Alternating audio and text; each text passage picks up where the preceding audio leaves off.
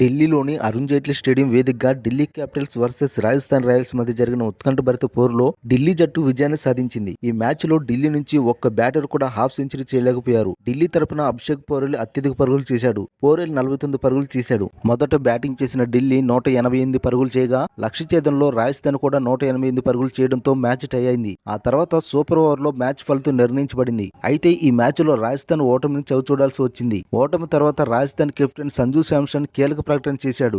Super over లో ఓటమి తర్వాత సంజు శాంసన్ మాట్లాడుతూ రాజస్థాన్ జట్టు అద్భుతంగా బౌలింగ్ చేసిందని చెప్పాడు. ఢిల్లీ జట్టు రాజస్థాన్ బౌలర్ల దాటికి కష్టాలు పడిందని, దీనికి బౌలర్లకు ఫీల్డర్లకు క్రెడిట్ ఇవ్వాలనుకుంటున్నానన్నాడు. రాజస్థాన్ బ్యాటింగ్ లైనప్ చూస్తే ఈ స్కోరు సాధించవచ్చని తాను భావించినట్లు సంజు శాంసన్ చెప్పుకొచ్చాడు. కానీ మిచెల్ స్టార్క్ అద్భుతమైన బౌలింగ్ తో అదరగొట్టాడని ప్రశంసించాడు. స్టార్క్ ప్రపంచంలోనే అత్యుత్తమ బౌలర్లో ఒకడని, దీనికి క్రెడిట్ అంతా స్టార్క్ ఇవ్వాలనుకుంటున్నానని సంజు శాంసన్ స్పష్టం చేశాడు. చివరి ఓవర్లో తన అద్భుతమైన బౌలింగ్ తో స్టార్క్ ఢిల్లీని గెలిపించాడని చెప్పుకొచ్చాడు. ముందుగా బ్యాటింగ్ చేసిన ఢిల్లీ జట్టుకు జాక్ ఫ్రేజర్, అభిషేక్ పోరెల్ ఓపెనర్లుగా బ్యాటింగ్ ప్రారంభించారు. అయితే జాక్ ఫ్రేజర్ 2.3 ఓవర్లలోనే జట్టును వీడాడు. అతను 6 బంతుల్లో 9 పరుగులు చేశాడు. అయితే ఈ మ్యాచ్ లో పోరెల్ అద్భుతమైన బ్యాటింగ్ ను ప్రదర్శించాడు. పోరెల్ 37 బంతుల్లో 49 పరుగులు చేశాడు. అతనితో పాటు కేఎల్ రాహుల్ 32 బంతుల్లో 38 పరుగులు చేశాడు. ఢిల్లీ తరపున ట్రిస్టన్ స్టబ్స్, అక్షర్ పటేల్ అద్భుతంగా బ్యాటింగ్ చేశారు. అక్షర్ పటేల్ 14 బంతుల్లో 34 పరుగులు చేశాడు. స్టబ్స్ 18 బంతుల్లో 34 పరుగులు సాధించాడు.